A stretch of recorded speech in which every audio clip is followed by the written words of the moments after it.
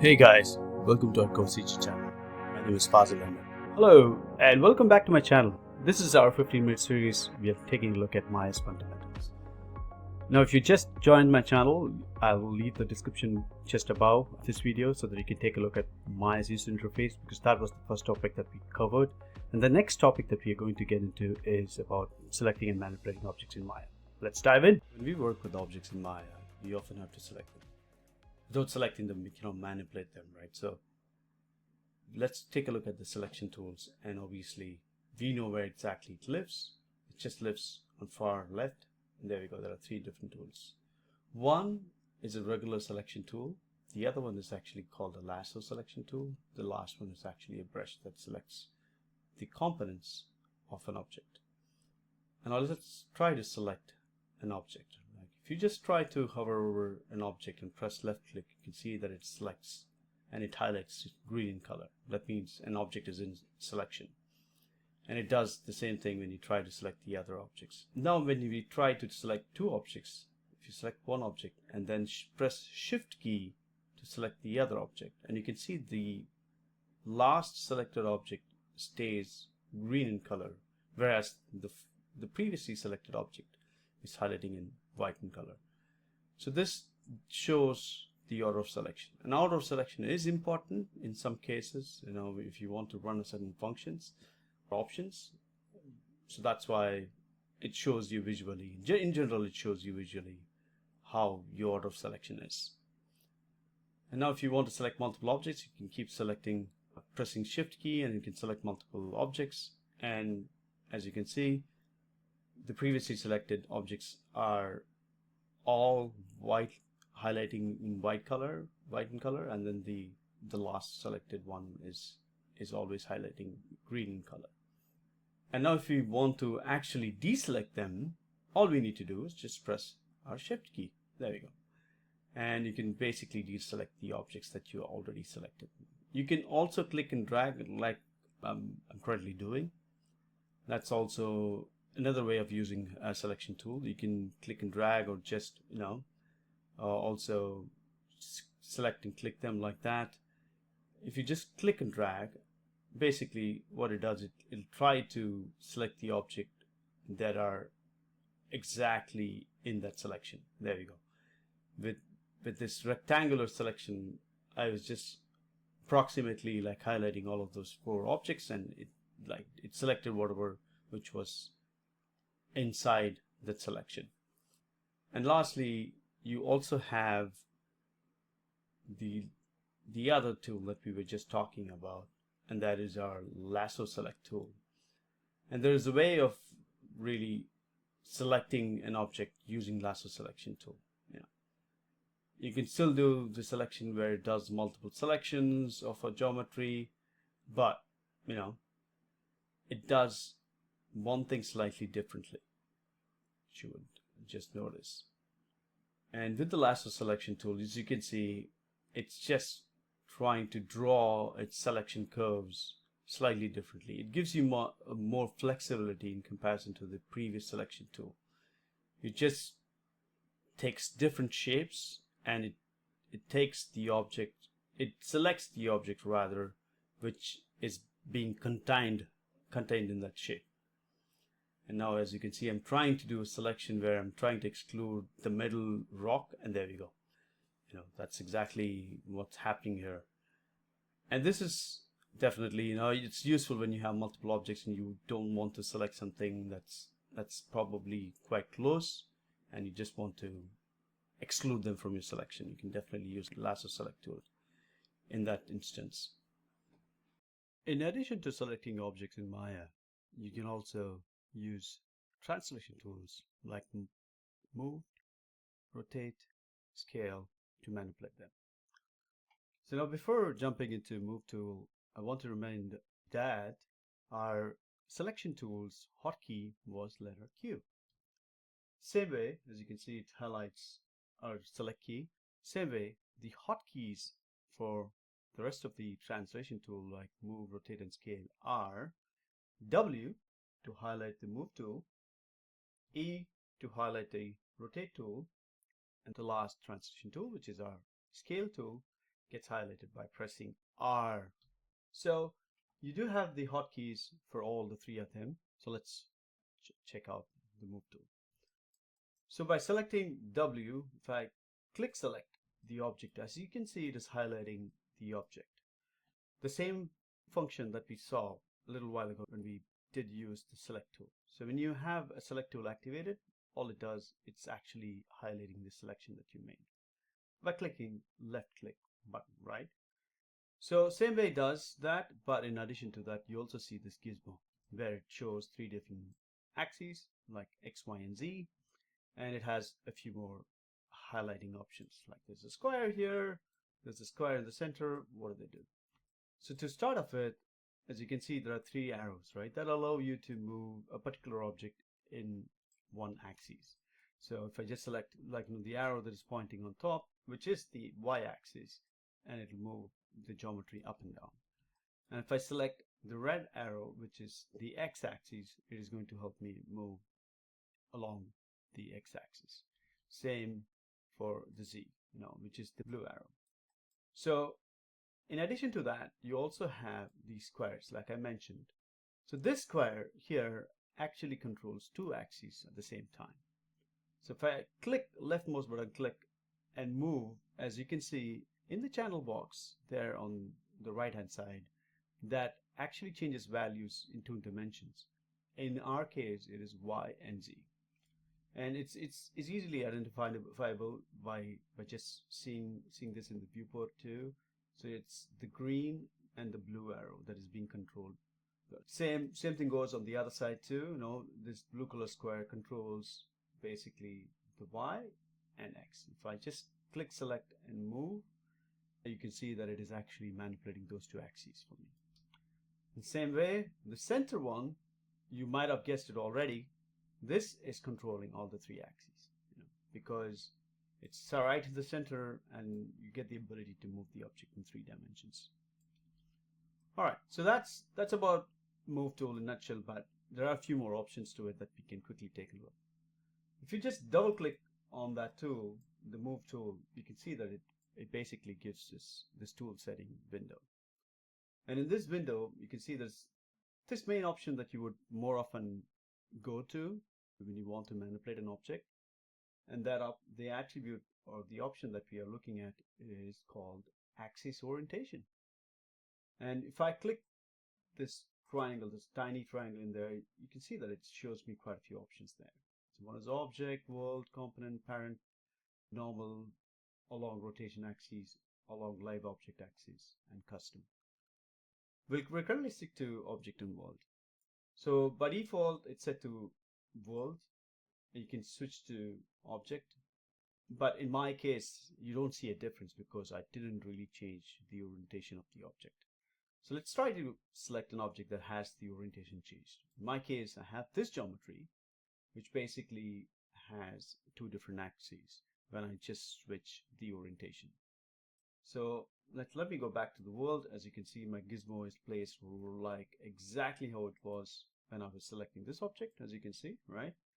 It has Y pointing up and X on this direction and Z on this direction. It's the exact same thing here. But if I change this to object, you can see it changes right away. The Y that was pointing upwards, which is the green, is now pointing towards me. So it's basically because of the orientation. And in many instances, or most instances, you may want the object orientation turned on to move a particular object. Like, so let's say you're keeping or placing some objects somewhere, and that has some orientations, and you may want to use the object orientation to really move a particular object and place them. But let's say if you want to move everything together, you would obviously use world, and as you can see, if I just select this and move, everything is moving together. But as soon as I change one of them to, as soon as I change to object, what happens now? It basically moves the object in their object's orientation, and that's why these two objects are moving up and down, because their object orientation is set that way. But for this, it's slightly different. as you can see. So yeah, you would definitely use these two options more often, and we'll also take a look at a few examples as we move along. But yeah, that's object orientation and world orientation from the move tool. Let's talk about rotate tool. Selecting any object, all you need to do is press E key, and you can see that it shows a circular, circle around the object that actually has 3 different colors based on each and every axis. So red defines the X, green defines the Y, and blue defines the Z axis. And let's try to rotate them by selecting one of the axes. And as you can see, it's using one axis to rotate. Same way, you can use red part of the axis to rotate, which would take just the X axis, and then obviously the Z is being used with the blue circle. And just so you guys know, there's also a tool or option where you can actually undo an operation. All you need to do is press Ctrl Z. As you press Ctrl Z, you can see that it resets the last operation that you did. It could be anything that you do, and let's say you want to undo an operation, all you need to do is press Ctrl Z. Now, going back to the rotate tool, we now just saw how to rotate one axis at a time, right? So there's this circle which actually is covering over all the 3 rotation circles that we just see, and this controls basically all the 3 axes, as you may have guessed it. And that also gives you an ability to move in 3 different axes like this. And same way, the rotate tool also has options. If you just double click them, and you can see the axis orientation option is here as well. If you just click that, you should be able to see, after clicking the drop down, you have object, world, component, gimbal, and custom. By default, obviously, if I just again select this object, as you can see, this orientation and this orientation should match because we didn't rotate anything. But as soon as I select this and basically set this to object, you can see that my axis for the rotation handle just got changed. If you press world, you can see a subtle shift from world to object. And just another tip, if you want to increase the size of a tool, like be it move or rotate or scale, all you need to do is press plus key, and that'll really make your gizmo big or small, depending on what tool you have. All you need to do is press plus or minus, and that'll basically change the scale of the tool. Now let's give this a try quickly with maybe move tool as well. Let's quickly take a look. If I press W, as you can see, I have my gizmo. By clicking plus, it changes the size, and if I press minus, it reduces the size. It gets bigger and smaller. So that goes for the scale tool as well. So yeah, all right. So let's get back to the axes now. So this is with the world, obviously, and if I just change this to object, you can see that it slightly shifts, and it's because of the rotation. And that happens here too, because I have some rotation in there. That's why. But this one and this one should remain the same because there are no orientations changed, and that's why. So if I select this and rotate now, you can see both rotates in the same direction. If I use the x-axis, it does do the same thing. But what happens now if I just shift select the one which is in the center, like we already know the axis is slightly different because of the rotation.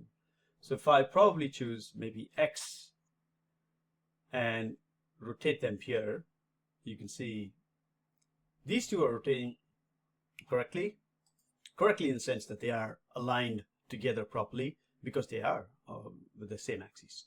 But this object in this middle is not. And that's why you're seeing a different behavior. And one other thing I also wanted to tell you guys is that you can also change or rotate the axes using channel box. All you need to do is just click the axis that you want to basically manipulate and press middlemost button and click and drag left and right. And that'll exactly rotate that particular axis. Same thing goes even if you just select Z. There we go. As you can see, I'm just using Z, and in our case, regarding the geometries, z-axis is aligned like across all the three objects, and that's why they're moving together the same way. All right. So this middlemost button clicking and drag works for even move tool as well. You know, you can press W and basically pick an axis and basically move up and down. You know, you can just click and drag up and down, and it should basically try to move an object in that axis, you know. So in case if you're wondering how to do that, you can also use channel box for that. All right. So that's the rotate tool. Let's quickly move our focus to our scale tool. So as soon as I select this and press R, and now you can see our scale tool appear here. This may look more or less close to how a move tool may look, but the only major difference is, as you can see, it has a cube representation there for the scaling. But whereas for the move tool, you have this arrow, kind of, it shows the direction where it can move. For R, it's the cube that represents the angle that it can actually scale along. All right, so for the scale, going back, again, if I just select this and probably just use the center and scale up and down, as you can see, it's using all the three axes.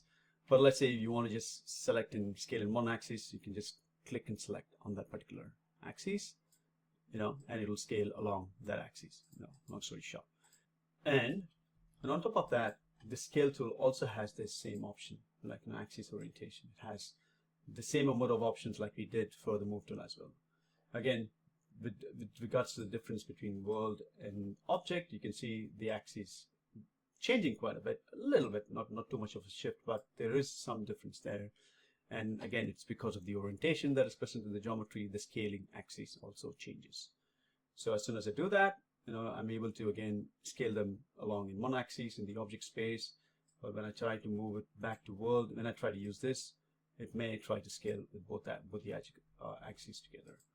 So that's pretty much in a nutshell about the move, rotate, and scale tool. And that's about the translation tools. I'll catch you guys in video 3. Do not forget to like, share, and subscribe to this channel. If you have any questions or any comments or any thoughts, please drop in the comment section. I would love to hear from you. Thanks for tuning in. I'll see you guys in the next video.